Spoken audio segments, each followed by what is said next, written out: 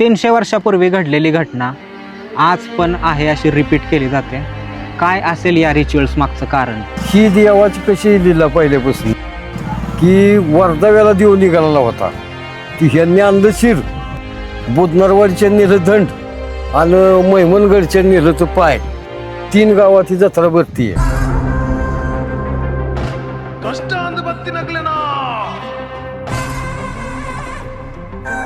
इष्टन सिद्धिमंत करला.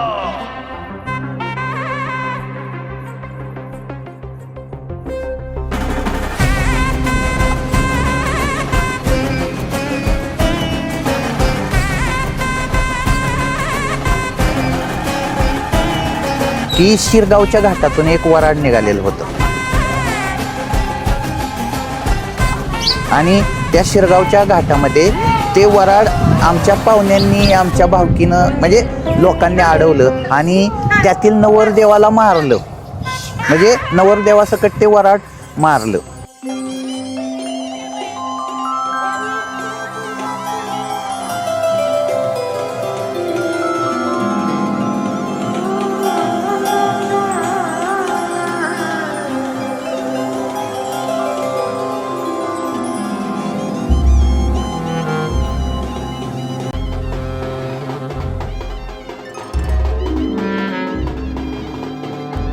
तर त्यांनी खाली बोलावल्यानंतर देवाने त्याच्याजवळ जाऊन खाली बसायला लावलं आणि त्याच्या मांडीवरती डोकं ठेवलं आणि सांगितलं की माझा मृत्यू तुझ्याच हातून लिहिलेला होता आणि आज माझा अंत होत आहे. तुझं जर सगळं तुझ्या गावाचं, तुझं सगळ्यांचं चांगलं पाहिजे असेल, हा जो खेळ झाला इथं 1-2 तासात शिरगावच्या घाटात, असाच खेळ तुला पारंपरिक पद्धतीनं तुझ्या गावात करावा लागेल. मी तुझ्या पाठीमागे येईन.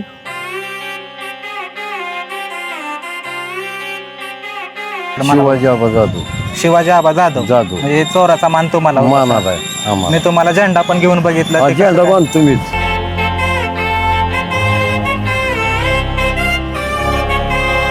16 वर्षाचं वय तिथनं बांधतोय. आता किती वय? आता माझं हे 84 वय.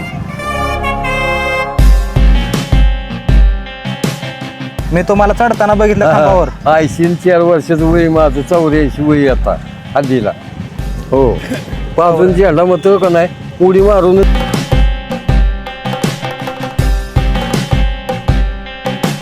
हा जो देव आहे तो आमचा बाळोबा देव. हा आहे वाई तालुक्यातील ओझर्डी येथील गावातील पिसाळ देशमुख.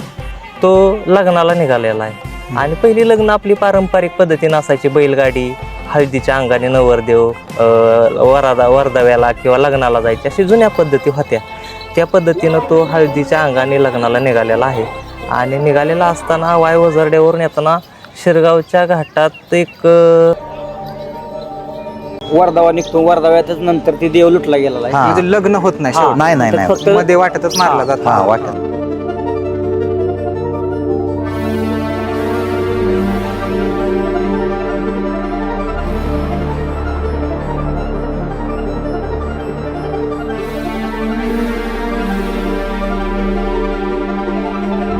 आम्ही सर्व चव्हाण कुटुंबी आणि ते ऑपोजिट जाधव. हा म्हणजे त्यात देव कोण आणि हे कोण होता? देवाचा मान आहे तो चव्हाणांना आहे आणि जो दैत्याचा म्हणजे जो चोराचा मान सांगितला जातो आमच्या यात्रेमध्ये तो जाधवांना आहे. मग हे तुम्ही चव्हाण देव झाला, हो. देव तुमच्या अंगात येतो, पण ते जाधव यांना चोराचा मान कसा मिळाला? तर आमच्या आजोबांच्यानी गुलाल उचललेला आहे. आम्ही चोर होणार. आम्ही चोर म्हणून ते आम्हाला गुलाल पहिल्यापासून.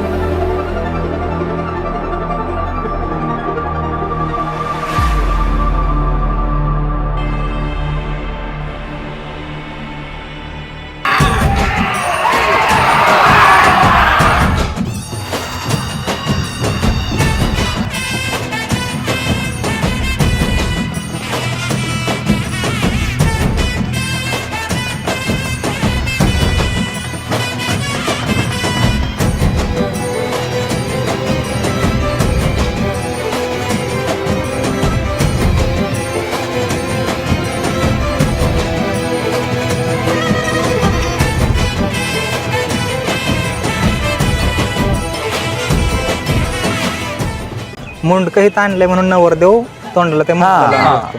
आणि ज्यावेळेस हे सगळं सुरू होतं त्यावेळेस हे सगळे देव आत पळायला बघ हो. तो काय कशासाठी ते तो देवाला त्यांना स्पर्श करायचा असतो, देवाला शिवायचा आणि असतो. मग लोक त्यांना अडवत पण होते हो. मग अडवायचं कारण देवाला जर शिवलं तर तिथं संपलं ना. अच्छा देवाला त्यांनी शिवायचं नाही मग देवाला कोणी शिवायचं आम्ही नाही? शिवायचं. फक्त तुम्ही शिवायचं हा. आणि मग तुम्ही शिवायसाठी तेवढं सगळं करायचं. तेवढं हो.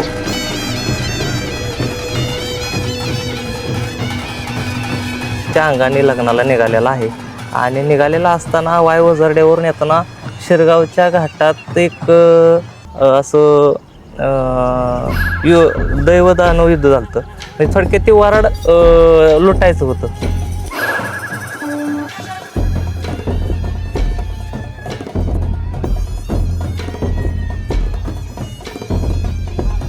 असा खेळ कुठंच नाही. एकमेव फक्त योग हा असं आहे. त्याच्यामुळे ह्या खेळाला शोभा आहे आणि लोक बी कमी म्हणलं तर 10,000 जमते. 10,000 लोक ह्याला खेळाला जमते ते आम्हाला माहिती आहे. पण गेल्या वर्षी खेळ ऐकायला बाद झाला आमचा आणि तिथनं बघा मला दिसायचं बी कमी आलं. तो आधी मध्ये शिवला म्हणून आता देवाच्या पायावर पडलो, देवा मला दिसू दे.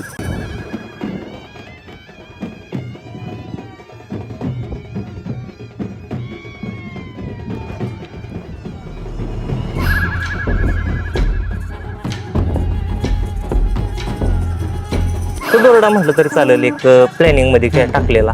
ही पहिली पद्धत होती अशी चोरी एखादी मोठी धनागड्यांचं लग्न असलं की त्यात चोरी ते करायची. सोनं नाणं भेटायचं आणि आमचा समाज हा रामोशी समाज हा आमचा गुन्हेगारी समाजात जरी आता असेल तर त्यावेळेस लोकांना ते होतं, बेरोजगारी culture असल्यामुळं चोऱ्या माऱ्या करत होती लोक culture होतं. आणि त्यावेळेस त्यांच्याकडे काही साधनं नव्हती त्यामुळं ह्याच उपजीविकेचं हे साधन जास्त मानलं जायचं म्हणून त्यांनी तो सुपारी किंवा प्लॅनिंगनं टाकलेला दोरडा आणि तो तोरडा पिसाळ देशमुख या नवरदेव असलेल्या त्यांच्यावरती टाकला गेला.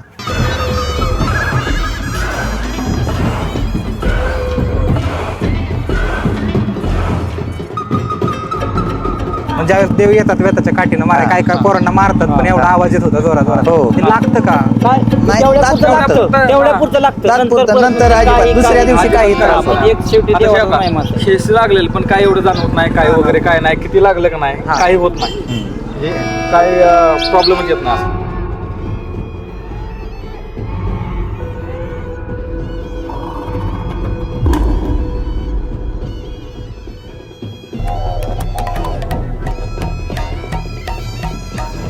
आता हे जे आता असं विचारलं नाही पाहिजे पण आता हे तुम्हाला लागलंय वगैरे या सगळं ते त्यावेळेस जाणवतं का? त्यावेळेस नाही फील होत काहीच होत नाही, जाणवतच नाही काहीच जाणवत कारण नाही. मी बघितलं फक्त पडताना जे पण- जे संचारमध्ये काय होतं संचारमध्ये एक आम्हाला फक्त 3च गोष्टी दिसतात. एक तर जो चोर आहे आमच्या पारंपरिक हा, भाषेत चोर. दरोडेखोर त्यावेळेचा दरोडा टाकलेला किंवा चोर आहे हा. त्या चोराच्या हातात जे तीर कामट आहे म्हणजे धनुष्यबाण तो देवाला काय करतोय मार. चिडवतोय हिणवतोय मी तुला मारीन किंवा तुला मारायचा प्रयत्न करेन किंवा अटॅक करण्याचा प्रयत्न करतो.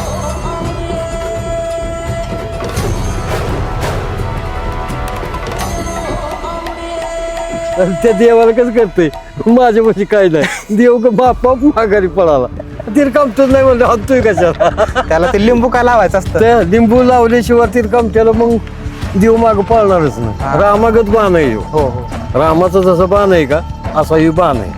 ही बाण आमच्या हातात आणि ह्यांच्या हातात येतात ते बाण घेऊन चिडवायचं देवाला हा चिडवायची मारू ये का? मारू का? हा ये मारेन तो. हा मारेन तो. मग ती बघितलं की पळतच सुटते ती लय चालू जोरात राहते येते. ती. तू लागत असेल की जोरात नाही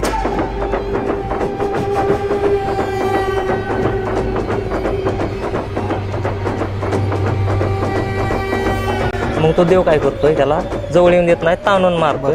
देवाच्या हातात शस्त्र काय आहे येताची काठी आहे. जी काठी वापरली जाते आपल्या दैवतांमध्ये ती येताची काठी वापरली जाते देवाचं रक्षण करण्यासाठी. चव्हाण कुटुंबीय संचार आल्यानंतर देवाचंच रक्षण करतात. ते सांगितलेलं देवा हा राईट आणि जे जाधव आहेत ते देवाला मारण्याचा प्रयत्न करतात.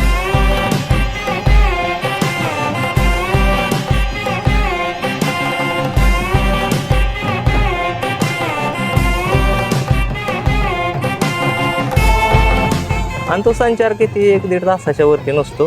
त्याच्या टायमिंगमध्ये जर जाधवांनी त्या घोड्याला किंवा नवरदेवाला शिवलं तर ते मारलं असं पारंपरिक मध्ये गृहीत धरलं जातं. मग ते जे होतं आता की ज्यावेळेस घोड्याला हात लावला शेवटी त्यावेळेस सगळे देव गेले आणि त्या मंदिराच्या तिथे जाऊन त्यांचा संचार गेला हा. किंवा शांत झाले सगळे म्हणता येईल. हा ते काय होतं म्हणजे ते ॲक्च्युली देवाला जाधवांच्या माणसाने किंवा तिरकामट्या हातात घेतल्या माणसाने जर देवाला हात लावला घोड्यावरच्या नवरदेवाला तर तो असं मानलं जातं की तो नवरदेव मारला. आणि दैव मग तिकडं- नवरदेव मारला असं गृहीत धरलं की तो संचार आमच्या सगळ्यांच्या अंगातनं निघून जातो. आणि निघून कुठं जातो, इथून एक 100-150 मीटरवरती एक ठिकाण आहे आमचं देवस्थान आहे पावकता म्हणून, पावकता तिथं तो संचार संपतो.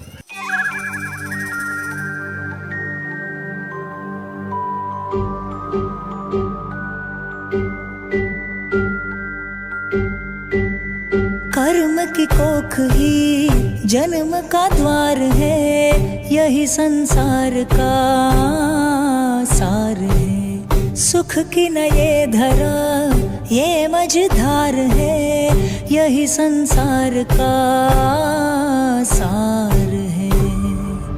त्यानंतर सगळ्यांना उचलून इकडे मंदिरात संचार संपल्यानंतर मग तिथून सगळ्यांना उचलून इथं आणलं जातं मंदिरापाशी. आणि तिथं मग त्यांना कृष्णा नदीचं देवाच्या अभिषेकासाठी चालत जाऊन पाणी आणलेलं असतं अनवाणी पायाने. त्या पाण्याने अभिषेक घालायसाठी देवाला ते पाणी सगळ्यांना पाजलं जातं. कर्ण की गागर का खेल कैसा, के पाप धुले पश्चाताप ना धुले.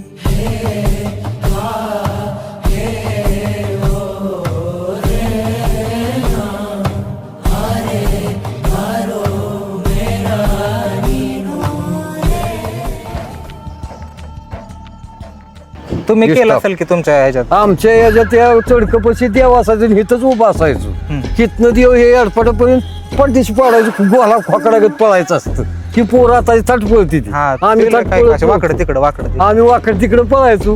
हे अडपट इतकं पाडलाच म्हणून समजायचं देव. भारी हो असा खेळ आम्ही करत होतो. पण आताची पोरं काय फक बघितलं की भीती ती लय भीती ती. पळाय लांब लांबनच फक्त. लांब लांब पळती ती पळाय बघते ती लांबनं. लांब तुमच्या बरोबरची माणसं असतील की अजून हाय ते आम्ही दोघं तिघच राहायचो. दोघं तिघं? दोघं तिघ. हाय पण तुम्हाला बघितलं झेंडा बांधताना हा, झेंडा. लय आनंद वाटला हा मला. झेंडा माझ्याच हातचा आहे बघा. तुमचं बघितलं का मी शूटिंग काढताना झेंडा हा, बांधताना? मी आलतो बरोबर. बघितलं आहे का ध्यानात आहे का? हाय हाय